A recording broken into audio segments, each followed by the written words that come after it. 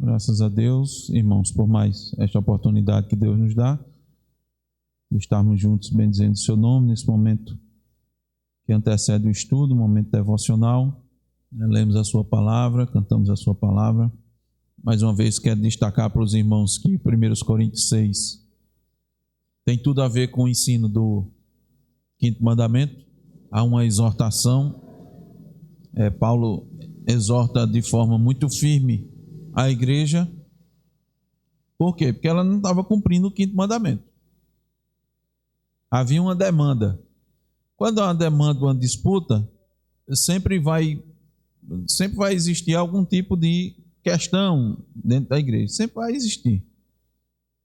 Em maior ou menor grau, vai ter uma situação em que vai haver dificuldades entre os irmãos. O que é que se deve fazer? Bom, aplica logo o quinto mandamento para ir resolvendo. E nós vamos ver aqui isso mais fortemente. Como é que resolve? Paulo diz, bom, está havendo disputa, então alguém não está cedendo. Está tendo um litígio, né? Alguém não está cedendo. Só o fato de ter alguma disputa já é coisa aí que não deveria haver. E há quem queira levar isso para que os ímpios julguem. Então, isso é incoerente. Por que é incoerente? Porque nós vamos julgar o mundo. Então, como é que a gente vai julgar o mundo se a gente não consegue resolver os problemas de casa? Então, os irmãos vão verificar, né, ao longo do estudo de hoje, mas ainda como isso se aplica aqui em 1 Coríntios capítulo 6. Porque não está vendo, se não está cedendo, então o que é que está acontecendo? Se é um irmão com outro irmão, são iguais. E a gente está vendo exatamente isso, né? Quais são os deveres dos iguais. Se a gente observar atentamente o mandamento, a gente vai resolver as questões. Estão vendo, irmãos, como de forma assim bem contundente a importância do estudo da lei de Deus. É difícil no entendimento que nós temos nos dias de hoje a gente chegar ao ponto de dizer que a lei não está mais em vigor. É muito difícil. Não cabe mais. Não entra mais na mente. Senão a lei nós não estamos mais. Ela não vigora mais. Ela vigorava no Antigo Testamento, ela vigorava sobre a Antiga Aliança, não vigora mais no Novo Testamento, na Nova Aliança. Muito difícil. Na verdade, para nós hoje é impossível. Hoje é impossível. Talvez alguns tempos atrás, né, João? A gente pudesse até ficar em dúvida, tal, realmente estamos debaixo da graça. Aqui dali era um mandamento que Deus deu. Eu estou aprendendo aqui que tinha vários tipos de lei e os mandamentos realmente eu acho que estão inseridos ali no meio daquelas leis que já se foram. Não tem como. Não tem como. Por quê? Não, mas Cristo disse que não era para aquele que me ama guarda os meus mandamentos. A primeira coisa que a gente pergunta é quais são os mandamentos. Não, todos os mandamentos, certo? Mas quais mandamentos, né? Quais são esses mandamentos que Cristo disse? Bom, Cristo resumiu em 2 mandamentos a lei. Amar o Senhor, todo o teu coração, toda a tua alma, todo o teu entendimento, né? Sobre todas as coisas, e ao teu próximo como a ti mesmo. Tá certo? Como é que você vai fazer isso? Como é que você ama seu próximo? Vamos na prática. Como é que a gente vai amar o próximo? Vá para a lei que você vai encontrar a resposta. A lei vai ser a resposta. Por isso que Paulo, na Nova Aliança, disse, irmãos, lá em Romanos capítulo 7, por conseguinte, a lei é boa e o mandamento santo, justo e bom. Que lei ele estava se referindo? Não era cerimonial. Já tinha prescrito. Não era lei civil. Não servia mais. E qual era essa lei? A lei moral. E aí nós vemos aqui uma situação dentro da igreja que surgiu na igreja de Corinto.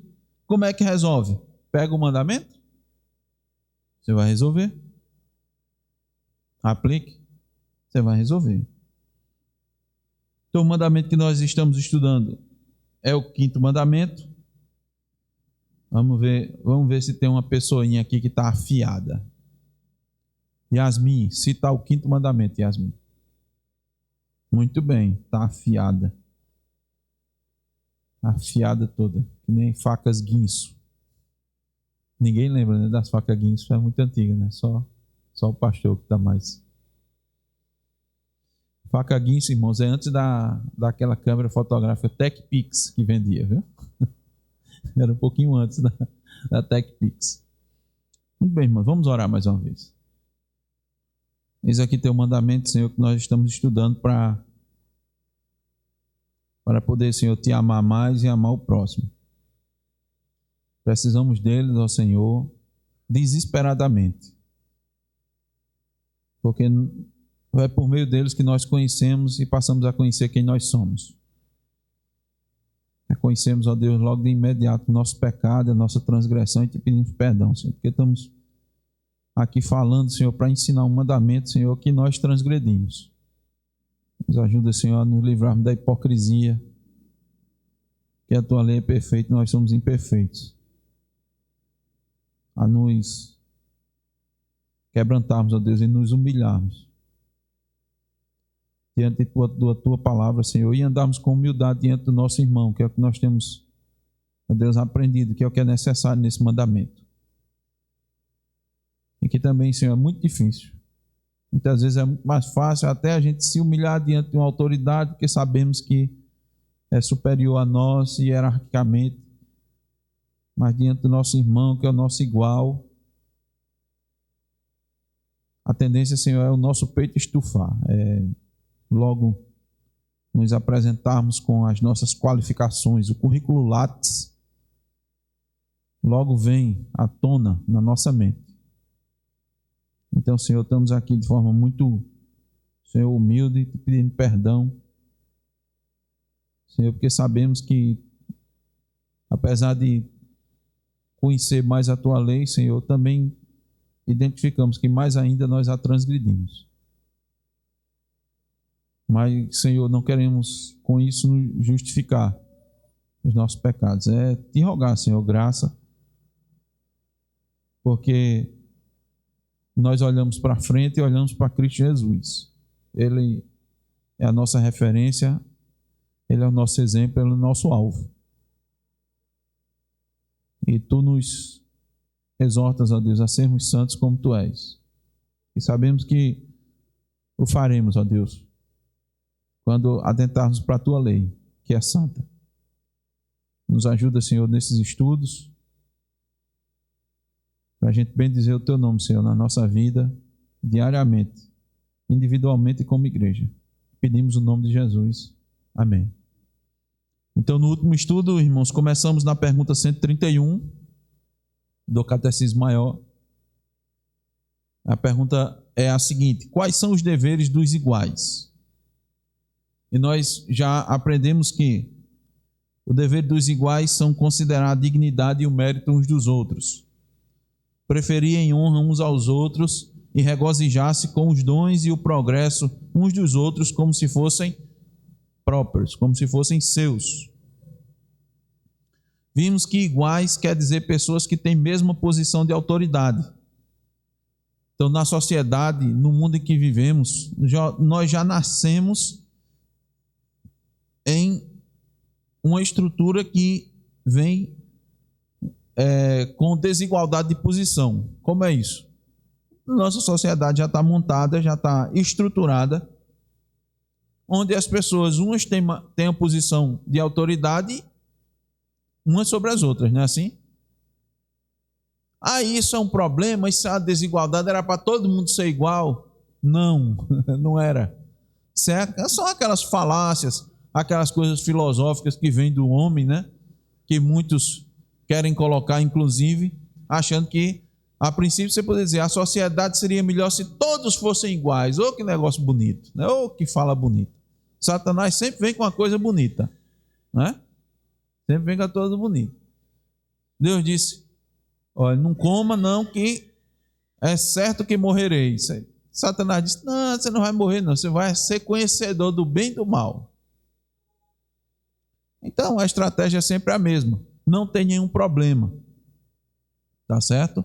Isso foi determinado por Deus. Deus já chegou para o homem e disse, eu sou superior a você. Fique, né? Que fique logo isso claro, eu sou superior. Aqui no mandamento nós estamos vendo isso. Deus diz, eu sou o Senhor, teu Deus, né? Em outras palavras, quem é que manda? Sou eu. Eu sou o Senhor. Eu governo, eu sou soberano e eu sou o seu Deus. Então está aí os mandamentos. Cumpra. Cumpra os mandamentos. Algum problema com isso? Nenhum problema. Nenhum problema. Deus criou o homem do pó da terra. Criou primeiro o homem do pó da terra. E depois criou a mulher a partir do homem. Paulo disse, aí já tem uma hierarquia. Não é um problema de um é mais digno do que o outro. Não é isso não. Um nasceu primeiro, é mais santo do que o outro, de forma nenhuma. Todos os dois Deus criou de forma santa. Mas Deus já criou uma estrutura aí. Deus criou Adão e deu ordens para ele, não foi? E botou a responsabilidade sobre ele. Tanto é que quando houve o pecado, ele foi questionar Adão. Por quê? Já havia uma hierarquia estabelecida. A hierarquia, a desigualdade de posição, uns só ocuparem determinadas posições de autoridade sobre o outro, não é problema. Qual é o problema? Qual é o problema? É a gente não saber se relacionar corretamente com aqueles que estão em posição de autoridade diferente ou mesmo com aqueles que estão na nossa mesma linha, nível, posição de autoridade. Esse é que é o problema. O problema é o pecado. Quando também, nos reportando a Gênesis, Deus disse para a mulher, o teu desejo será para com teu marido e ele te dominará. Não era para ser assim, né? Não era para ser desse jeito. Mas o pecado trouxe isso. Trouxe o próprio desejo da mulher de dominar, de querer mandar, de ficar na posição. É o pecado. Então ele traz as mais terríveis consequências. O que é que a gente precisa? Da lei de Deus para... Por isso que a gente precisa da lei. Olha, não faça isso. Não faça. Vá por aí. Como é que você vai fazer? Ah, tem essas posições aqui. Como é que eu faço? Atenta o mandamento. Tem as obrigações dos superiores para com os inferiores, dos inferiores para com os superiores e dos iguais. Onde é que a gente vai encontrar isso? Nós estamos encontrando aqui, em toda a palavra de Deus, a fundamentação, as exortações, as orientações, as instruções para cumprir esse mandamento. Nós vemos que o mandamento é esse, pequenininho, né? Um mandamento claro, pequeno, tem uma razão anexa, mas olha as implicações. Quanto tempo a gente está estudando as implicações desse mandamento? E de onde é que se tira disso? Da Escritura toda. De toda a Escritura. A gente vai ver as orientações de Deus, os apóstolos, aqui o apóstolo fazendo em 1 Coríntios 6, dizendo, vocês estão errados. Vocês deveriam fazer assim. Mas, nesse caso aqui, eu vou perder? Paulo, qual é o problema de você perder? Qual é o problema? Ah, ele é igual comigo. Ele está na mesma posição. Eu vou perder para ele? Vai. Qual é o problema? O problema está na gente. Mas aí o mandamento, ele diz o que é que a gente tem que fazer. Você está preocupado? E aí a gente vê qual é a sua preocupação maior. Onde é que está seu pensamento? Onde é que está seu tesouro? A gente vê isso na prática. Onde é que está seu tesouro? Ah, vou perder. Vou perder essa questão aqui. Vai. e eu vou sair no prejuízo? Vai. E você está contabilizando que tipo de prejuízo? O financeiro, né? Sim. E o prejuízo espiritual? Então nós vimos claramente, novamente nos reportando a Abraão e a seu sobrinho, Ló. Ló olhou para o prejuízo financeiro. Abraão não ligou para isso, não. Abraão não ligou para isso. E porque Ló olhou para a questão financeira, ficou com sua alma, nós vimos aqui, Pedro diz, né? Em Gênesis não tem essa descrição, mas Pedro diz, ele era afligido a alma todo dia. Meu irmão, quer você ter a alma afligida todo dia. Ló foi salvo, era justo, a Bíblia chama ele de justo. Mas você viver todo dia afligido, todo dia sentindo aquilo, todo dia se angustiando, todo dia, porque não tinha outra maneira. Ele saía de casa, ele via a iniquidade. Ele era até juiz, ficava na porta da cidade. Você imagina? Então, a perda maior. Hein? Sem contar, né, irmãos, que Ló é um grande exemplo porque ele perdeu tudo, né? Ele perdeu tudo. Ele primeiro não atentou para o aviso. Deus deu um aviso a Ló. Não foi? Não foi? Qual foi o aviso que Deus deu a Ló? Que ele estava no negócio lá, era perigoso, aquela cidade era perigosa para ele. Qual foi o aviso? Quem é que lembra?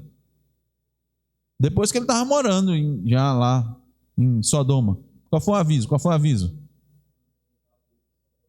Quando invadiram, os reis levaram, foram para lá. Aí Deus usou Abraão, não foi? Se Abraão pegou 314 homens, se eu não me engano, foi essa conta? 314 homens. Hein? 318. Nessa faixa aí. Um ponto percentual para mais e para menos.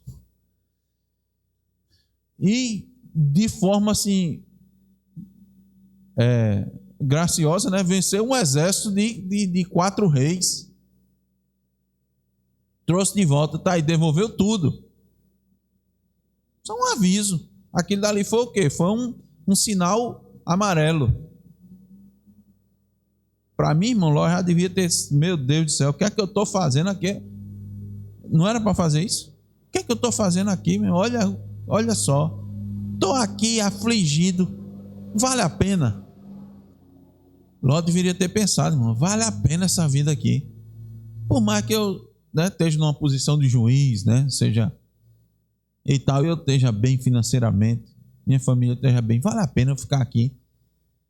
Eu tinha mais paz quando eu estava vivendo com meu tio nas tendas, lá gozando da companhia dele, conversando com ele, tomando coalhada quase todo dia. Eles faziam coalhada, sabia? Faziam coalhada. E lá, e quando eu precisava de uma orientação, eu conversava com o titio Abraão. Tão bom. Tia Sara, tão atenciosa. Gostava de mim, das minhas filhas. Tinha o maior carinho por elas. E agora, estou aqui no meio desse ímpio. Eu devia ter, deixado logo. Rapaz, eu já investi aqui, né? Já investi, tem uma posição. Deixa isso para lá. Deixa isso para lá. Então, tem a questão do tesouro, né? Tem a questão do tesouro. Questão prática. Então, nós vemos, irmãos, que nosso maior problema é interno, com relação ao mandamento, com relação às autoridades, com relação à hierarquia. Não é a hierarquia em si. Nós enfatizamos isso. Porque você vai ver algumas falas, principalmente alguns que já tiveram na universidade, vão escutar isso, já deve ter escutado. Aqueles que ainda não foram, se Deus nos enviar, vão escutar.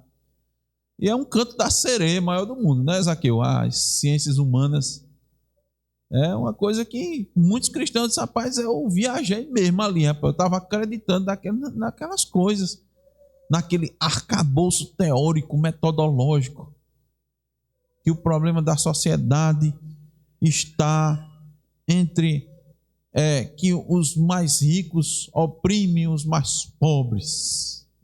Isso, exatamente. E aí você vai resolver esse problema, né? Ramon está enfatizando. Você vai resolver os problemas da sociedade com essa teoria. E as igrejas estão incorporando, botando isso para dentro das igrejas, da sua prática. Olhe, preste atenção para ver se você sempre não vai encontrar um opressor e um oprimido. Aí você começa a enxergar as coisas sobre essa ótica. Aí começa a olhar para dentro de casa. O homem oprime a mulher. O marido oprime a esposa. Ele sai para trabalhar, ganha dinheiro, é reconhecido e a mulher fica em casa como empregada. Está errado. Na igreja, o pastor manda e os crentes obedecem. Por isso que fulaninho disse que a religião é o ópio do povo. Fica tudo cego. Ele diz um negócio e a pessoa segue. E a Bíblia? Quem foi que escreveu? Hein? E essas coisas. Você começa a questionar tudo. A questionar. Tem algum problema? Não pode pensar não, Pode. E não pode questionar não? Pode. Agora, sob que ótica? Sob que base? Você está analisando as coisas sob que perspectiva? Esse é um problema.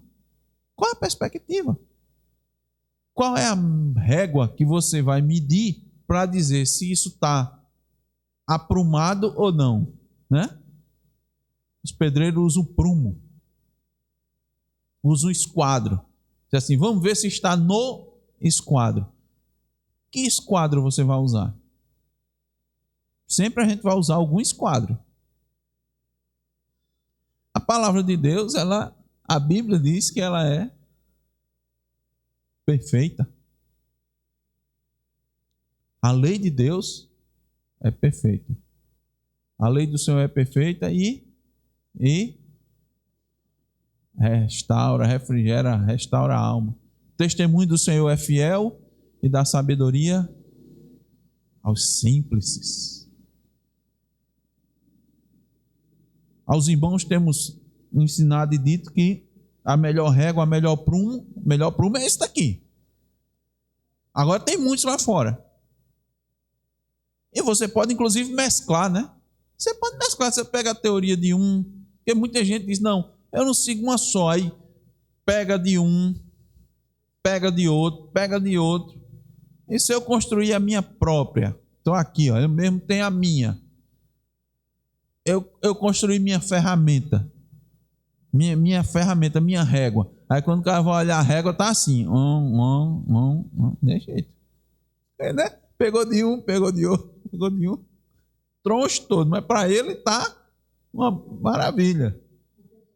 Então temos aprendido aqui, irmãos, no resumo, que o princípio da dignidade humana, que diz respeito ao mandamento, o princípio da dignidade humana, ela não pode vir a partir do próprio ser humano, não pode ser o ser humano a referência. Que é outro problema, né, da antropologia, por exemplo, né, é ter o ser humano como a referência em si. Não. A palavra de Deus nos mostra que o princípio da dignidade humana está fundamentado em Deus. Por quê? Porque está no perfeito. E esse mandamento nos ensina, irmãos, que nós devemos considerar o outro porque ele foi feito à imagem e semelhança de Deus. Apesar de deformado pelo pecado.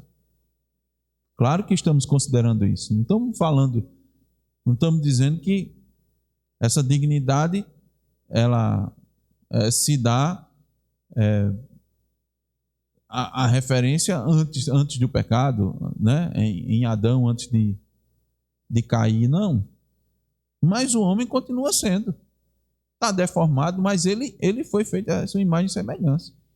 A dignidade é tão grande que, mesmo no passado, quando se imaginava assim, que as coisas eram muito cruentas, cruéis, bárbaras, já em Noé, Deus disse assim, olha, se derramar o sangue do homem, viu? Pelo sangue vai pagar.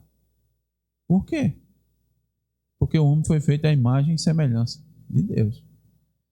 Vamos adiante no nosso estudo. Vimos que a dignidade, o princípio da dignidade humana está fundamentado em Deus e não no homem. Então, nosso dever geral para com os nossos iguais é considerar a dignidade e o mérito deles.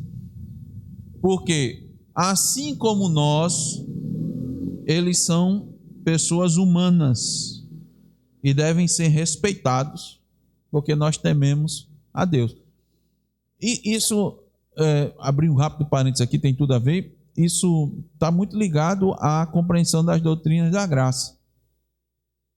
A doutrina da graça diz que no homem não tem mérito nenhum, não é assim? Não há mérito em nós. Inclusive, até as pessoas que não temem a Deus, quando eles fazem alguma coisa boa, a gente diz, isso é a graça comum de Deus na vida deles. Isso nos ajuda muito, irmãos, porque nós devemos considerar que a diferença entre nós e o outro é a graça. A diferença entre uma e outra pessoa é a graça de Deus. Porque no final nós somos os mesmos. Porque senão, de novo, aí a referência ia ser um ou outro, né? Ou um ou outro, ou um ou outro, e aí não é essa questão, tá certo? Não nessa perspectiva. Não nessa perspectiva.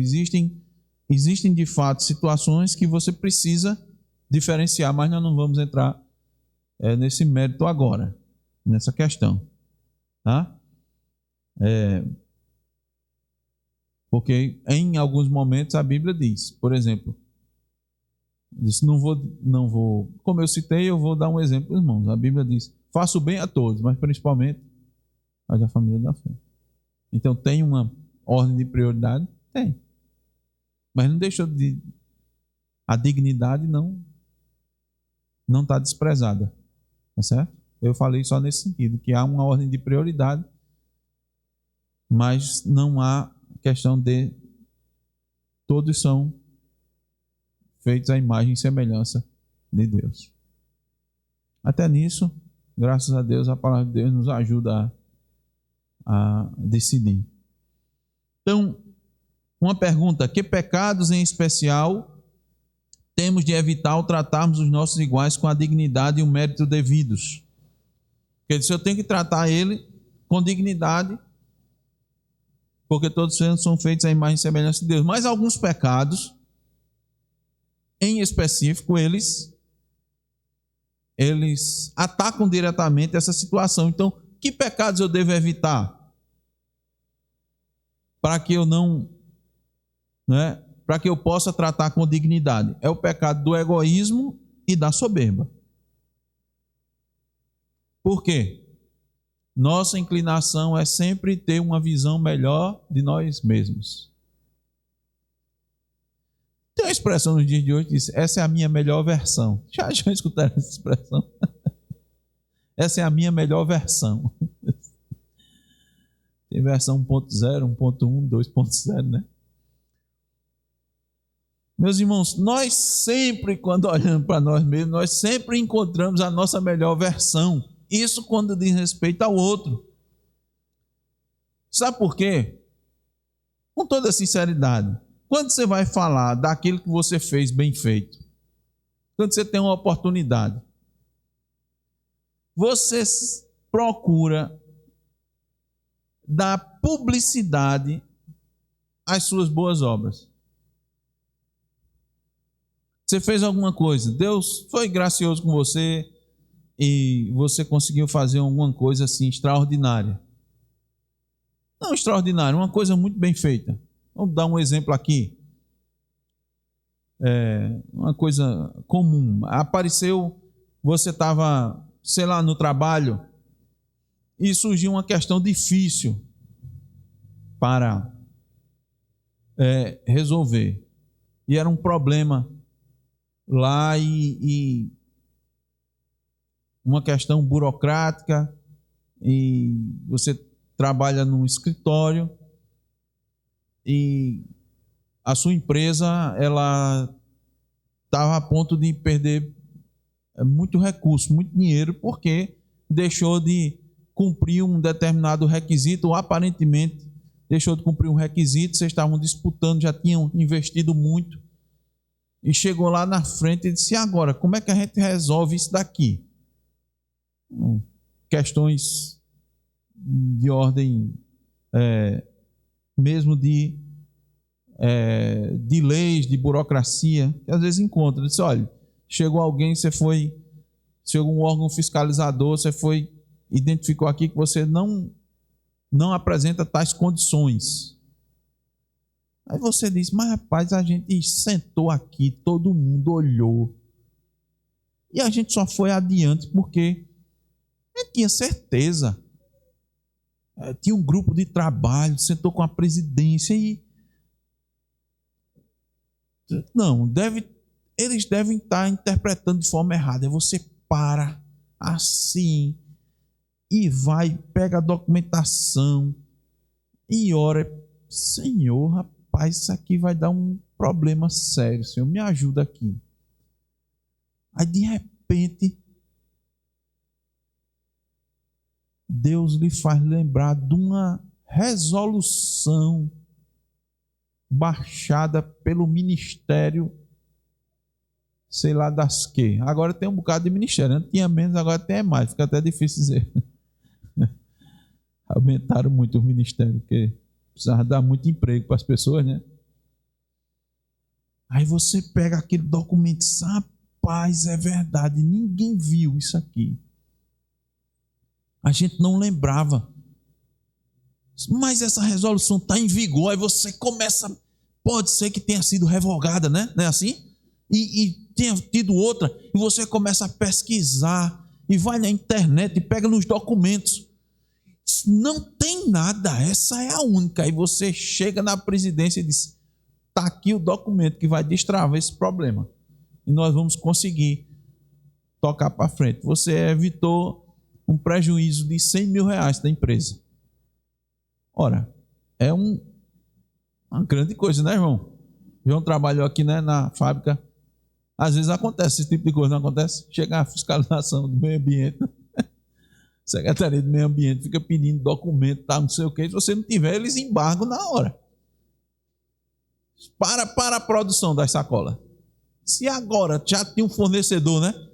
E estava tudo engatado, a gente tinha que terminar isso aqui para entregar fulano, e depois para entregar, o pessoal já está trabalhando 24 horas, o dono bota a mão, né, na cabeça e fica maluco. Chega lá, a pessoa diz: não, está aqui, olha.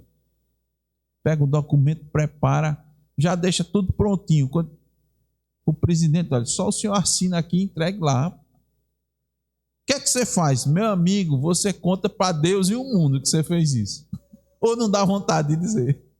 Todo mundo que você encontra. Por quê, irmãos?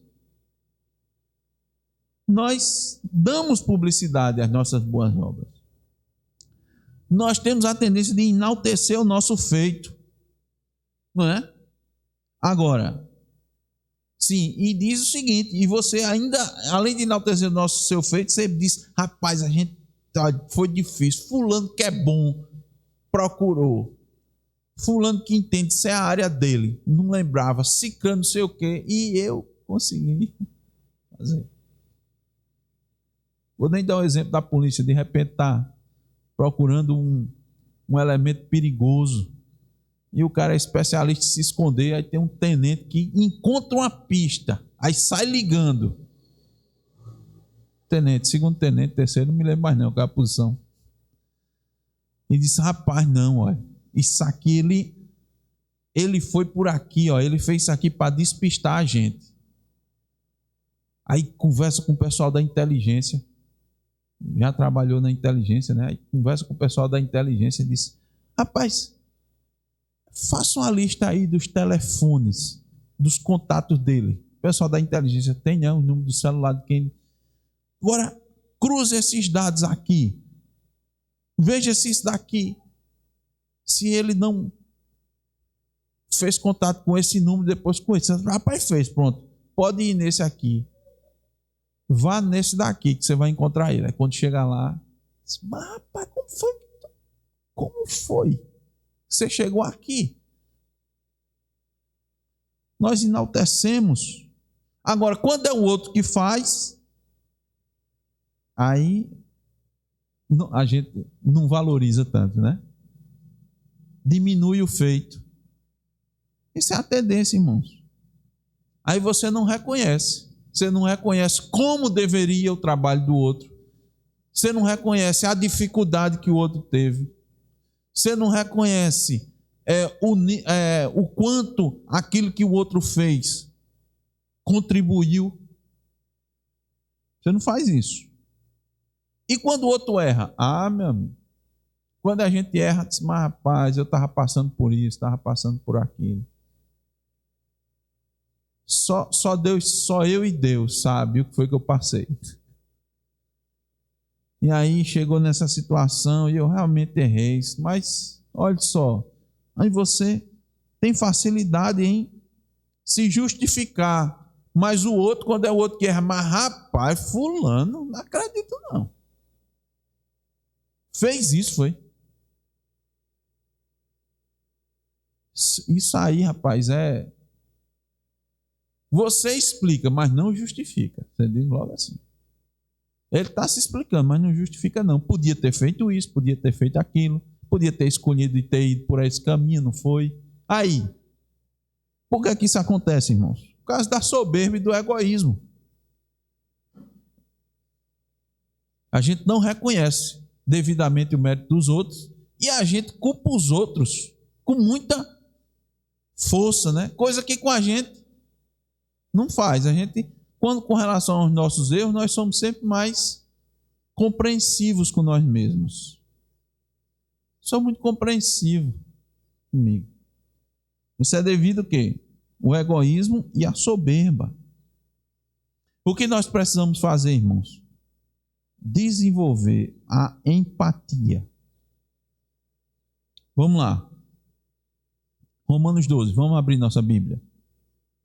Nossas Bíblias. Romanos capítulo 12. Versículos 15 e 16. Leia aí, Zaqueu, por favor. E aí, Aline, isso não tem tudo a ver não com o quinto mandamento, com o que a gente está dizendo. Então, o que é que eu devo fazer? Eu preciso ter empatia. Esses versículos nos mostram o dever de sentir o que o outro sente. Aqui, quando diz assim: alegrai-vos com os que se alegram, certamente o apóstolo Paulo, ele está se referindo não a uma alegria normal assim, mas às vezes uma alegria por um favor especial da parte de Deus. Deus concedeu a alguém. Aí o que é que a gente tem que fazer? A gente tem que se alegrar com o outro como se a ocasião para alegrar-se pertencesse a nós mesmos. E veja, isso só ocorre quando a gente ama o próximo como a si mesmo. Se eu não amar o próximo como a si mesmo, como é que eu vou me alegrar junto com ele? Com o mesmo nível da alegria. E como é que eu vou chorar junto com ele? Com o mesmo choro. Então a gente tem que estar atento aos problemas e às necessidades do próximo, tomando cuidado com a soberba.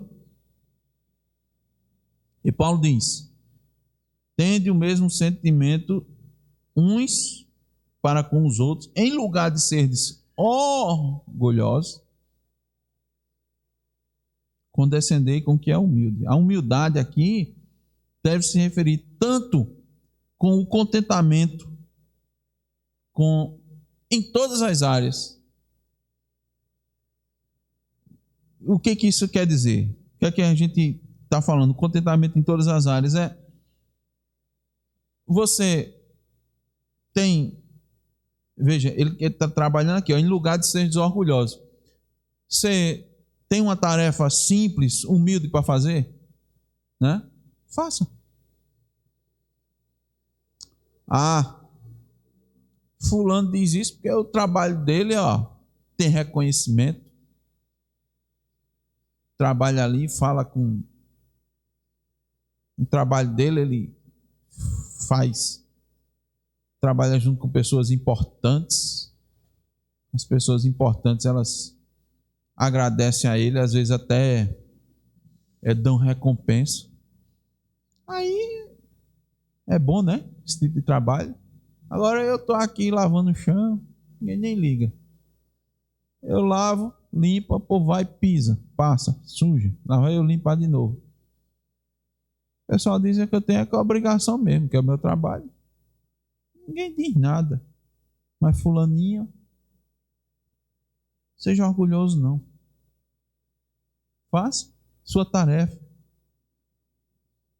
Assim como também, Paulo pode estar se referindo a você se sentir à vontade com pessoas humildes. Ah, você só se sente bem com essas pessoas importantes, só conversa com essas pessoas importantes, só bate papo com essas pessoas importantes. Você não é condescendente com o que é humilde, não. O que é humilde pode se referir a coisas e a pessoas, né? Veja, em lugar de ser desorgulhosos. Você pode ser orgulhoso naquilo que faz, você pode ser orgulhoso também com quem você se relaciona. Não pode? Pode. Então aqui, irmãos, a gente deve abranger todas as coisas. Então se sinta à vontade com pessoas de todas as classes sociais. Não é? Veja que ele está falando nesse contexto, no contexto da empatia, não é? Alegrai-vos com os que se alegram, chorai com os que se choram, tende o mesmo sentimento uns para com os outros. Isso significa o quê? Está lá o 5º mandamento. Seu igual. É igual com você. Tenha cuidado. Irmãos, o modo como pensamos determina o modo como vivemos. O que pensamos de nós mesmos? O que pensamos sobre o nosso irmão, sobre o próximo, vai determinar o modo e a maneira como a gente vive. Achamos que sabemos de quase tudo ao ponto de não necessitar do conselho e da ajuda do irmão? Veja o finalzinho do versículo 16. Não sejais sábios aos vossos próprios olhos. Paulo está citando, irmãos, Provérbios. Provérbios 3, 7, a parte A. Está dizendo a mesma coisa. Então, a gente acha que sempre tem a melhor opinião sobre as coisas. Ah, temos que decidir uma coisa. Aí um dá uma opinião, outro dá outra, outro dá outra. Aí você escuta e diz: não está vendo que a minha é melhor?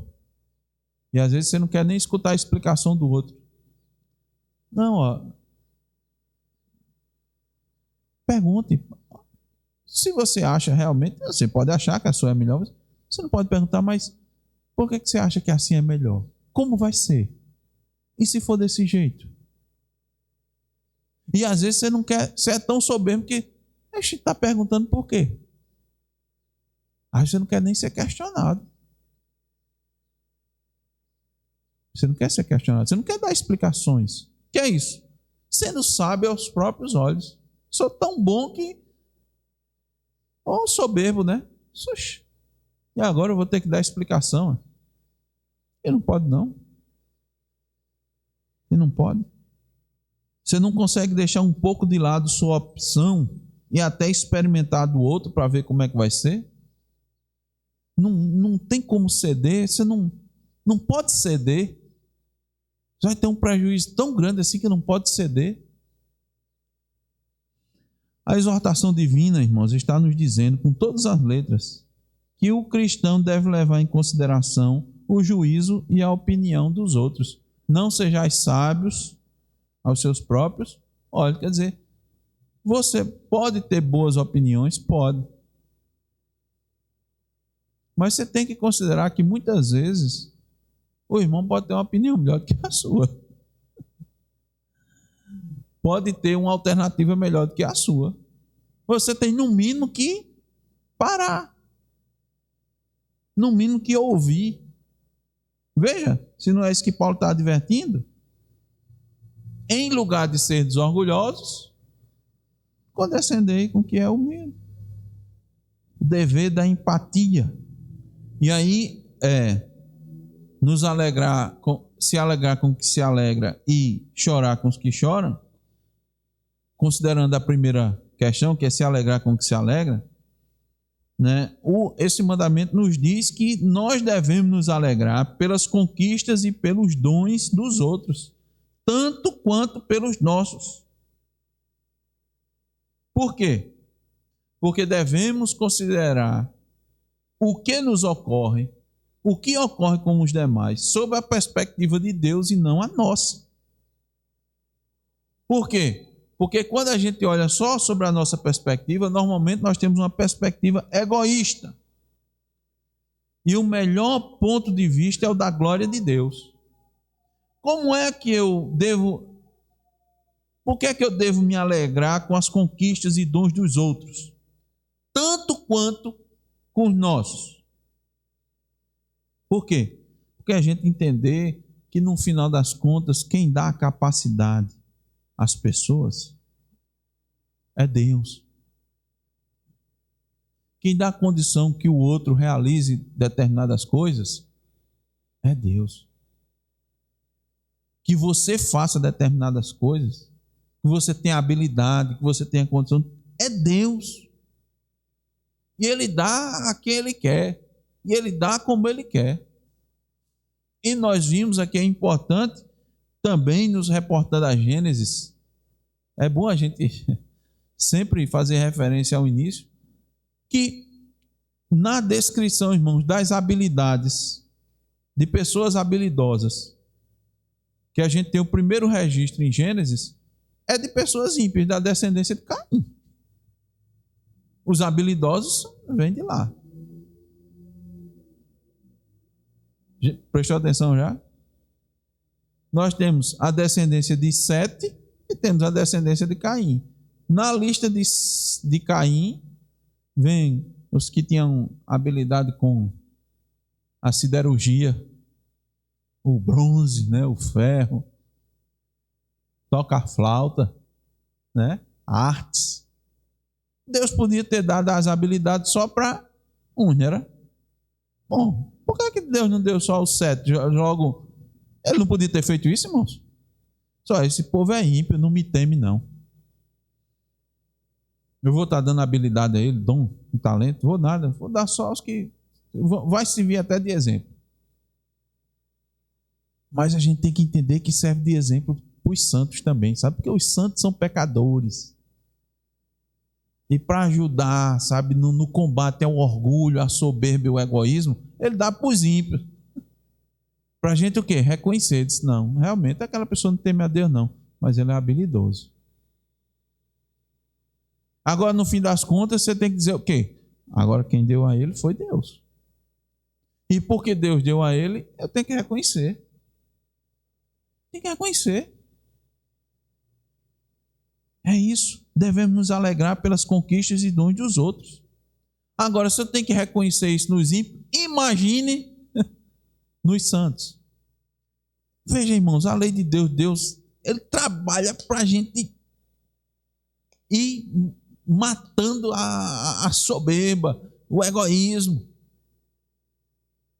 Veja se não é isso que Paulo também nos ajuda a entender. Vamos abrir aí em Filipenses 2, 3 e 4. Filipenses 2, 3 e 4. Encontrou, Ruth? Está encontrando? Quando encontrar, leia. Filipenses 2, 3 e 4. Está vendo? Faça nada por partidarismo ou vanglória, mas por humildade, considerando os outros superiores a si mesmo.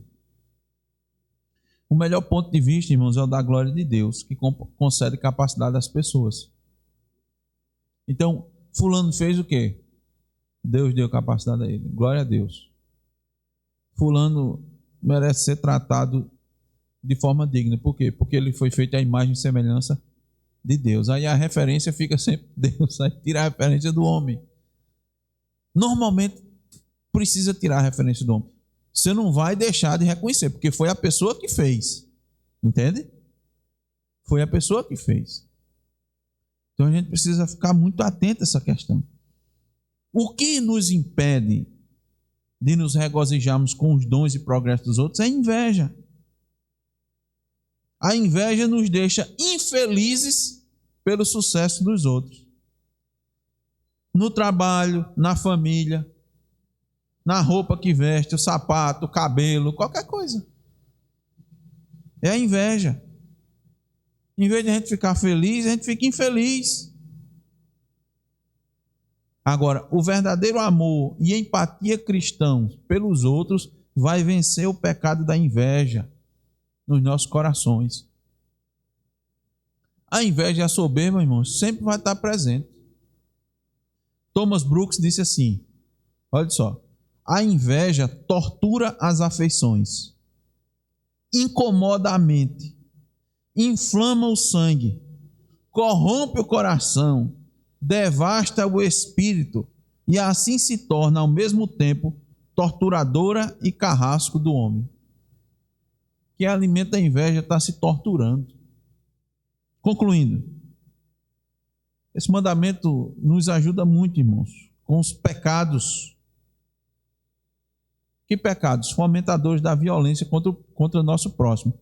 Eu tinha dito aos irmãos no estudo passado, eu não disse que de um problema que esse mandamento, quando observado, ele evita, que é a morte.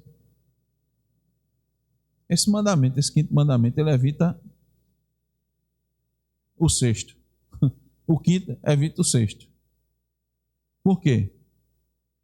Porque esse mandamento, quando nos ajuda nesses pecados silenciosos, quais são os pecados silenciosos? Que é a soberba e a inveja. São silenciosos, não são? É de dentro, né? Caladinho. Pecados que começam no coração, na mente, mas quando são alimentados, pode culminar na morte do próximo. E você mata. Cristo disse assim, quando você se ira contra alguém, você já matou. Mas pode isso se dar, culminar no homicídio. O primeiro homicídio foi com relação a quê? Caim não dominou seus sentimentos. Não considerou as implicações do quinto mandamento. Se sentiu ofendido, porque a sua oferta não foi aceita. Mas a do irmão foi, ó.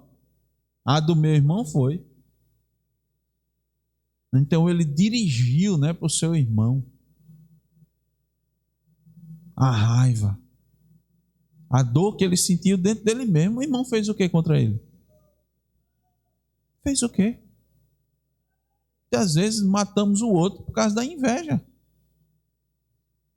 Alimentamos esse sentimento, fazemos mal, dizemos coisas a respeito dos outros. Aí vemos, olha, não consideramos seu sucesso, né? Aquilo que ele faz de bom, aquilo que ele faz correto. Não consideramos de jeito nenhum.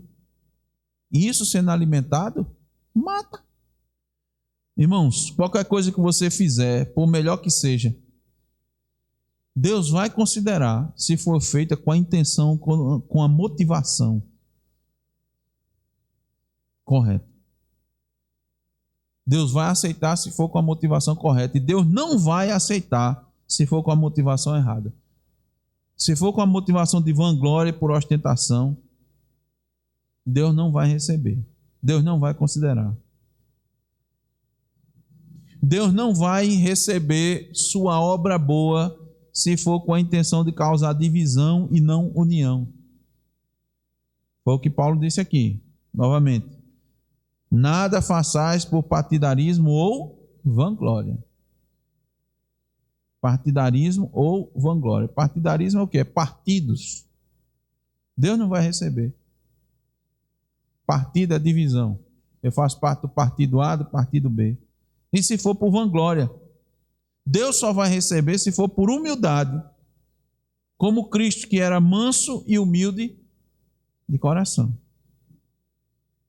Se fizermos qualquer coisa pensando em nós primeiro, esqueça. Deus não vai receber. Porque não é para a sua glória. Uma coisa que eu faço para a minha glória não é para a glória de Deus. Uma coisa que eu faço, mesmo que seja certo, por inveja ou soberba, Deus não vai receber. O humilde aceita um lugar de serviço, preocupando-se com as verdadeiras necessidades e interesses dos outros. Isso tem a ver com aquilo que nós aprendemos sobre, no domingo de manhã, no primeiro domingo de junho, que foi ensinado a respeito do serviço dos diáconos. Todos nós somos servos, diáconos. Não oficiais, mas servos uns dos outros. Como é que a gente vai fazer isso? Quando eu considerar o outro superior a si mesmo, quando eu não buscar minha própria, colocar minha própria necessidade como prioridade. Lembre-se, nosso coração enganoso muitas vezes nos leva a usar a suposta necessidade do outro para proteger nós mesmos. Isso aqui é importante, viu? Vou fechar com isso aqui. Nosso coração enganoso muitas vezes nos leva a usar a suposta necessidade do outro para proteger a nós mesmos. Ou seja, muitas vezes eu não quero me submeter, eu não quero fazer. Aí o que é que eu faço? Eu evito que o outro faça. Senão eu estou preocupado com fulano. Porque, sabe, tem isso, daquilo, mas na verdade você está advogando em causa própria. O coração é muito enganoso. Tem que ter muito cuidado. Então eu tenho que ver qual é a necessidade do outro. Qual é o seu interesse? Qual é o interesse do reino? Qual é o meu interesse? Quando eu tomo determinada ação, eu estou motivado por quê? Quando eu faço determinada escolha. Porque lembre-se, o julgamento sobre nós vai ser muito mais pelo que nos motiva do que pelo que a gente fez. Lembra da passagem lá de Mateus 7? Senhor, Senhor, em teu nome não expelimos demônios e não curamos, e em teu nome não profetizamos? Aí ele disse: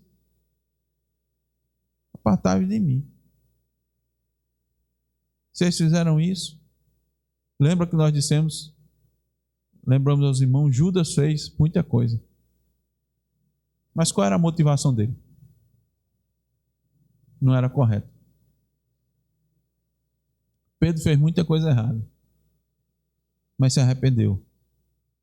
Que o soberano, irmãos, conceda sempre bom senso e equilíbrio e nos faça lembrar deste importante mandamento no nosso dia a dia. Amém.